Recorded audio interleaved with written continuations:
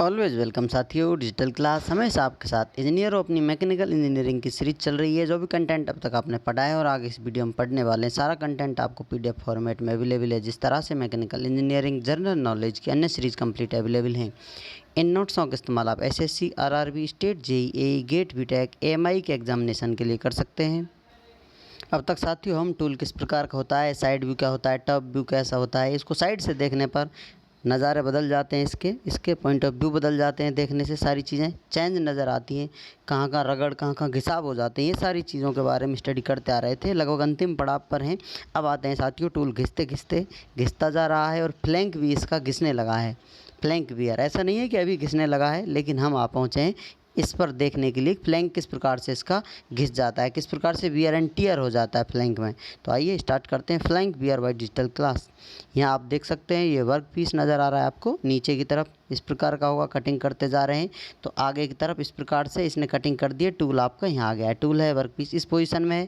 अब कटिंग हो रही है तो इस पर ज़रूरी चिप जाती है घूमकर, लेकिन यहाँ पर स्पीड स्लो कर दी गई। जैसा आपने देखा था पिछली सीरीज में, उल्टा पेश हो जाता है। यहाँ पर ये चिपकने लगती है, घूम के रगड़ मारती है, या कहा जाए चिप इतनी गर्म हो जाती है कि इसमें वेल्डिंग होने लगती है। लास्ट की चिप इस प्रकार से घूमने लगती है, यहाँ पर जमने लगती है, कलेक्ट होने लगती है। लेकिन एक समय के बाद बहुत ज़्यादा यहाँ पर इसका वेट हो जाता है, टूटती है, इधर उधर फैलने लगती है, नीचे गिर जाती है, घूम फिर कर ये पीछे की तरफ फ्लैंक जो पिछला हिस्सा है इसको बोल रहे हैं हम टूल को। अब तक जानते आ रहे हैं इसके बारे में, सामने वाले को फेस, इसको फ्लैंक बोला जा रहा है। पीछे तो टूट कर यहाँ पर आ जाती है, तो जिससे फ्लैंक में बियर होने लगता है। इस प्रकार से इसका फ्लैंक घिस जाता है। उसी के साथ साथ ही जो ये नोज़ रेडियस है इसकी, या टिप है टूल की, ये भी स्लो स्पीड से चल रहा है। तो यहाँ पर टूल पर बहुत ज़्यादा फ्रिक्शन होता रहता है, फ्रिक्शन की वजह से टेम्परेचर राइज़ होता है। तो टेम्परेचर राइज़ के साथ साथ यहाँ पर वेल्डिंग होने लगती है। स्पीड स्लो है तो बहुत छोटी माइक्रो लेवल पर वेल्डिंग होती है, बहुत छोटे समय के लिए, बहुत कम टाइम के लिए वेल्डिंग होती है और फिर से हट जाती है, टूट जाती है। तो लगातार चलती रहती है, तो इसको माइक्रो वेल्ड्स के रूप में हम पहचानते हैं। फिर एक बार ध्यान दीजिए, कटिंग चल रही है इसकी, टूल कटिंग करता आ रहा है। यहाँ पर टेम्परेचर राइज़ हो गया बहुत ज़्यादा, तो यहाँ पर बिल्कुल छोटे से पोर्शन के लिए इसमें वेल्डिंग होने लगेंगी, जो माइक्रो वेल्ड कहलाती हैं। धीरे धीरे यहाँ स्टार्टिंग होगी, थोड़े हिस्से तक जाएंगी, ऊपर जाकर ये टूट जाएगा। तो यहाँ से इसका मटेरियल ले जाएगा, खड़दड़ी सतह बना देगा इसका, यहाँ पर घिसाई हो जाएगी, वियर टियर हो जाएगा। और यदि इस प्रकार से चलता रहेगा, टेम्परेचर राइज होगा, यहाँ भी टेम्परेचर राइज होता रहेगा, तो यहाँ पर भी आकर चिपक जाती है, जिससे बिल्डअप एज बन जाता है और फिर से ये टूट टाट कर पीछे की तरफ हो जाता है। होता आगे भी है, यहाँ पर फेस पर भी, लेकिन अभी हम सिर्फ फ्लैंक की बात कर रहे हैं, इसलिए सिर्फ फ्लैंक पर ध्यान दिया जा रहा है। एक और नेक्स्ट चीज़ होती है जो फ्लैंक वियर करती है, यदि कटिंग करते करते टूल यहाँ टच कर जाता है नीचे की तरफ, इसमें जो ये पार्टिकल हैं, ये हार्ड पार्टिकल हैं, ऑक्साइड्स हैं, जो कि कास्टिंग के समय किसी भी डिफेक्ट की वजह से जो मटेरियल है आपका वो माइल्ड मटेरियल है, लेकिन ये हार्ड पार्टिकल इसमें स्टोर हो गए हैं, इंस्टॉल हो गए हैं। आपने कास्टिंग किया उस समय पे किसी वजह से इसमें मिक्सर हो गया है, मिश्रण की वजह से, मिक्सचर की वजह से इसमें रह जाते हैं। टूल कटिंग करते कभी इससे टच हो जाता है किसी प्रकार से। वैसे हम यहाँ एंगल देकर रखते हैं जो कि रिलीफ एंगल होता है, जिसकी वजह से टच ना कर पाए, लेकिन एक्सपेंशन हो, हीट की वजह से टूल का विस्तार हो और वर्क पीस का भी हो, तो यहाँ पर रगड़ हो जाती है, घिसाव हो जाता है, जिससे भी फ्लैंक वियर हो जाता है। तो ये हार्ड पार्टिकल्स और ऑक्साइडों की वजह से भी फ्लैंक वियर देखने को मिलता है।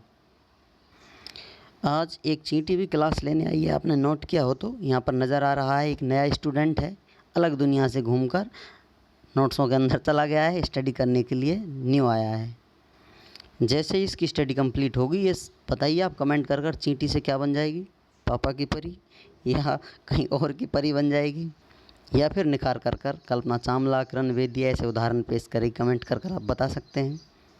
अब जो भी कुछ सीनरी हमने देखी है, किस प्रकार से इवेंट हो रहे हैं यहाँ पर, किस प्रकार से इनको शब्दों में रख दिया जाए, नोट कर लिया जाए, तो किस प्रकार से आप लिख सकते हैं याद रखने के लिए। यहाँ पर ऐड कर दिया गया है micro welds near the tip of the tool, जो टिप की टूल है जहाँ पर बिल्कुल इस टिप पर माइक्रो वेल्ड्स हो जाते हैं नियर, क्योंकि यहाँ रगड़ होती रहती है, फ्रिक्शन की वजह से टेम्परेचर राइज हो जाता है, तो बिल्कुल ज़्यादा टच में नहीं रहता, शॉर्ट पोर्शन इसका टच में रहता है, तो वहीं तक इसके बेल्ट होते हैं, टूटते रहते हैं, लगातार ये प्रोसेस चलता रहता है। नेक्स्ट आता है एब्रेजन, या कहीं रगड़ या कहीं friction between hard particles and hard chips with the flank of the tool. जो आप देख रहे हैं ये आपका चिप है, ये टूट कर आ रहा है, इनसे भी फ्लैंक वियर हो रहा है, या फिर ये हार्ड पार्टिकल हैं जो इसमें बचे हुए हैं, वर्क पीस में ऑलरेडी पहले थे, जिनकी वजह से कभी कभी टूल इधर एक दूसरे से टकराते हैं, इनकी वजह से फ्लैंक वियर देखने को मिलता है। ये तो थी सिंपल फ्लैंक वियर की बातें, किस प्रकार से फ्लैंक वियर होता है, किस प्रकार का घटनाक्रम चलता रहता है। ये सारी चीज़ें एक साथ घटित होती रहती हैं। यदि इनको ग्राफ से जानना चाहें तो ये आपको आने वाली वीडियो में मिलेगा। फ्लैंक वियर किस प्रकार से, किस रीजन में, किस समय पर, कब ज़्यादा या कब कम फ्लैंक वियर देखने को मिलता है, कब वियर एंड टियर रैपिड हो जाता है या बहुत तेज़ हो जाता है, कब स्लो हो जाता है, कब फिर से बहुत तेज़ी में आ जाता है। उम्मीद करते हैं विद्वानों वीडियो में दी गई अब तक की जानकारी आपको अच्छे से समझ में आई होगी। अभी भी आपका कोई कन्फ्यूजन है तो आप हमसे कमेंट कर पूछ सकते हैं। साथियों आप चाहें तो कांटेक्ट कर सकते हैं। कांटेक्ट लिंक आपको वीडियो डिस्क्रिप्शन में मिल जाएगा। वीडियो को अंत तक देखने के लिए, चैनल को सपोर्ट करने के लिए आपका दिल की गहराइयों से बहुत बहुत धन्यवाद। मिलते हैं नेक्स्ट वीडियो में, तब तक पढ़ते रहिए, व्यस्त रहिए, मुस्कुराते रहिए। जय हिंद, वंदे मातरम।